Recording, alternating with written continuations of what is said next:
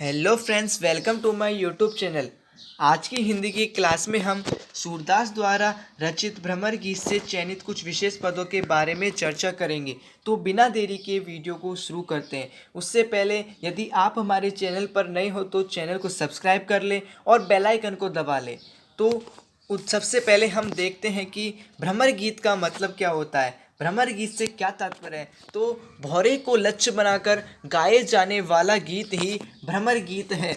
जब उद्धव गोपियों को निर्गुण ब्रह्म का उपदेश देता है तो वो उपदेश गोपियों को अच्छा नहीं लगता। तो गोपियाँ सगुण ब्रह्म की उपासक होने के कारण उद्धव जी से तीखे कटाक्ष स्वरों में बात नहीं कर सकती थी। तभी वहाँ पर एक उड़ता हुआ भौरा आया। उस भौरे को लक्ष्य बनाकर गोपियों ने जो शब्द उद्धव जी से कहे वही भ्रमर गीत है। तो क्या शब्द उद्धव जी से भौरे को लक्ष्य बनाकर गोपियों ने कहे, हम पदों के माध्यम से उन को देखते हैं। तो सबसे पहले हमारा पद है कि हमारे हरिहारिल की लकड़ी मन वच क्रम नंद नंदन सो उर यह दृढ़ करी पकड़ी जागत सोवत सपने सौतुक कान कान जकरी सुनत ही जोग लगत ऐसो अली जो करु ई ककरी सोई व्याध हमें ले आए देखी सुनी न करी यह तो सूर तिनी ली दीजिए जिनके मन चकरी। तो सबसे पहले हम देखते हैं हमारे हरी हारिल की लकड़ी की गोपियाँ उद्धव जी से कहती हैं कि हमारे लिए तो श्री कृष्ण हरि अर्थात श्री कृष्ण हारिल की लकड़ी के समान है। हारिल एक प्रकार का पक्षी होता है। मन वच क्रम नंद नंदन सो उर ढह दृढ़ करी पकड़ी, हमने तो मन से वच अर्थात वचन से कर्म से नंद नंदन अर्थात श्री कृष्ण को उर अर्थात हृदय में दृढ़ता से धारण करके रखा है, दृढ़ता से धारण के पकड़ा है। तो गोपियों को कहने का मतलब ये है कि हमारे लिए तो श्री कृष्ण हारिल पक्षी की लकड़ी के समान है, क्योंकि हारिल एक प्रकार का हरे रंग का पक्षी होता है। वो पेड़ की हरी टहनी को कभी नहीं छोड़ता, उसे पकड़े रहता है। उसी प्रकार हम कृष्ण को कभी नहीं छोड़ेंगे, हम कृष्ण के प्रेम को पकड़े रहेंगे। आगे क्या है कि जागत सोवत सपने सौतुक कान कान जकरी। गोपियाँ कहती हैं कि हमने तो जागते हुए सोवत सोते हुए स्वप्ने में सौतुक अर्थात प्रत्यक्ष में कान कान जकरी कृष्ण कृष्ण ही जपती है। सुनत ही जोग लगत ऐसो अली जो करु ई ककरी। हे उद्धव जी, आपके इस योग निर्गुण ब्रह्म रूपी योग के संदेश को सुनकर ऐसा लगता है जैसे कोई कड़वी ककरी चकली हो। सोई व्याध हमें ले आए देखी सुनी न करी, यह सोई व्याध आप हमारे लिए ऐसा कौन सा रोग लेके आए जिसे हमने ना तो कभी देखा है और ना ही कभी सुना है। यह तो सूर तिने ली दीजिए जिनके मन चकरी। सूरदास जी के अनुसार गोपियाँ कहती हैं कि यह योग रूपी संदेश जो आप लेकर आए हो यह तो उन्हें ले जाकर दीजिए जिनके मन चक्रीय हो, अर्थात जिनके मन अस्थिर हो, जिनके मन कभी यहाँ पर है कभी वहाँ पर है। ऐसे लोगों को आप आपके इस निर्गुण ब्रह्म के उपदेश को दीजिए। तो हमारा सेकंड पद है, हम तो दुहु भांति फल पायो जो ब्रजनाथ मिली तो नीको नातरु जग जस गायो। कहे वे गोकुल की गोपी सब बरनहीन लघु जाति, कहे वे कमला के स्वामी संग मिली बैठ इक पाती।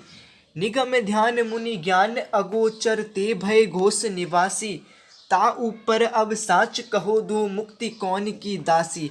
जोग कथा पा लाग उदो ना कहूँ बारंबार, सूर श्याम तज और भजो जो ताकी जननी छा।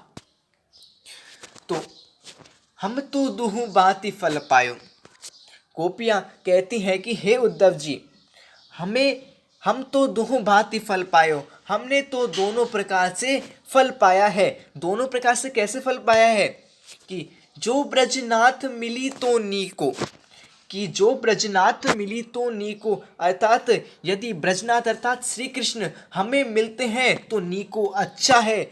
ना तरु जग जस गायो, ना तरु अर्थात नहीं तो जग अर्थात संसार में उनके यश के गीत गाए जाएंगे। तो इसके कहने का मतलब है कि गोपियाँ कहती हैं कि हमें श्री कृष्ण से प्रेम करने पर कोई पछतावा नहीं है, हमने तो दोनों प्रकार से फल पाया है। यदि हमारे निष्कपट प्रेम से प्रभावित होकर कृष्ण हमें मिलते हैं तो बहुत अच्छी बात है, नहीं तो संसार में उनके यश के गीत गाए जाएंगे।